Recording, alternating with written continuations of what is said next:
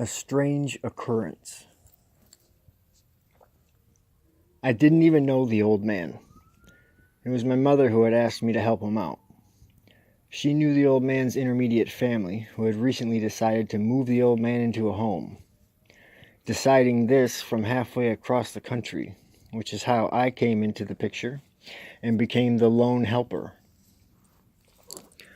I was thinking of how nice it was for the old man's family to care enough about him to move him into a home, but then I reminded myself that I was thinking about that sarcastically. The old man moved slowly moving with the help of a wood cane. The old man looked like he just walked out of an old coal mine. His skin was unusually dark and excessively withery, as if a lifetime of dust gathered between the folds of his flesh. When he spoke, it was in a soft tone with the slight sound of a German accent. However, he rarely said much at all. Whenever I asked him a question, he would take some time before answering. His mind seemed to still be operating functionally. However, I could not tell if he could see well or not. He never really looked directly at anything, more seemed to look beyond things, always keeping consistently a vacant-like stare. Anyway, to make a short story long, just give it a body. Haha. Sorry, back to the story. After getting everything loaded into my truck and cleaning up the small stuff, the old man approached me with a hammer. He said very softly that I was to use the hammer to break open the wall, dividing his kitchen from his living room. I'll admit I then questioned his sanity, but he insisted that something was inside the wall and that he could not leave without it. After a long silent moment, I reluctantly took the hammer from his withered hand. The old man gave the direction, and I followed up by smashing out a space in the wall. A cloud of chalky white dust produced, filling the immediate area. When it settled, I reached into the wall while asking what it was I was supposed to find. Before the old man could even answer, my hand grabbed a hold of something. I then pulled out an old book. It had to have been handmade, bound in black leather, with an ivory ring tie-off to keep the covers closed.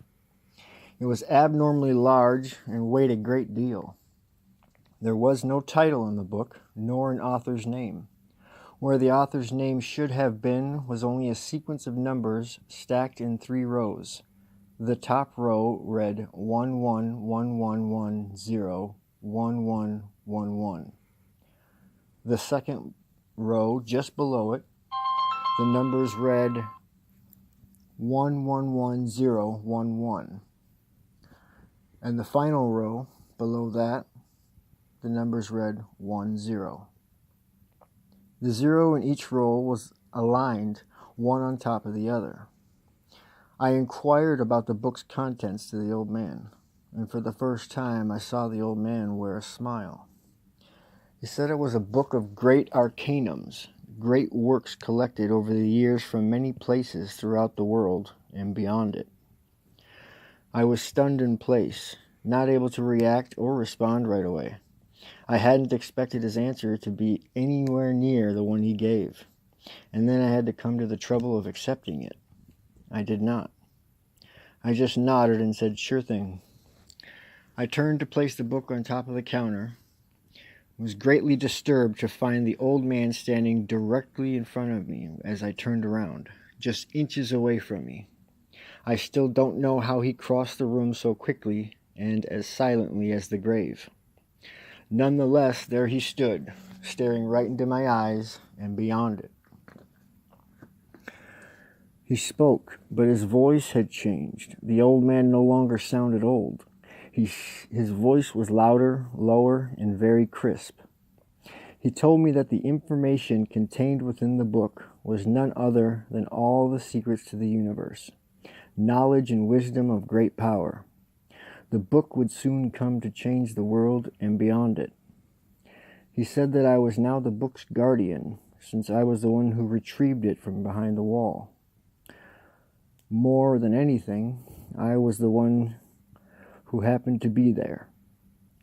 He explained a set of rules to protect the book. He said it was the third of its kind, and that the first two, which preceded it, were stolen and destroyed by fire. He said to never part with it and to keep it close. He advised I resort to its contents as often as possible. As he explained, his voice began to change back by the end of his speech. His final sentence was again really soft and only said after a long, awkward pause. He said that all the answers to the questions I had could be answered by the symbol inscribed on the back of the giant book. Being a sarcastic nature, I asked why the old man didn't use the book to help him out of his current situation, while taking the book and flipping it over. The symbol was there, one I had not ever seen before, and honestly, it was hard to look away from. I felt like it was speaking to me. I can't accurately say how long I stared at the symbol, waiting to hear how the old man was going to answer my question, sarcastic or not. But I never received an answer. The silence in the room grew too loud, and I looked up to see nothing. The old man was gone. All the boxes in the room were gone. Every bit of furniture and personal items I had spent the last 6 hours packing into a truck were gone. The hole in the wall was still there, but the hammer wasn't. I was standing alone in an empty house, holding a giant Gothic-looking book, given to me by a man who seemed to have vanished into thin air. After registering the inordinary events and returning to my senses, I remembered the book I was holding held great knowledge and wisdom. I unwrapped the ivory ring strapping and opened the book. The paper was old and obviously handmade, as well as blank. I flipped through the pages, and every page was blank. I didn't understand. It was supposed to be filled with great in a lifetime or more, but there was nothing.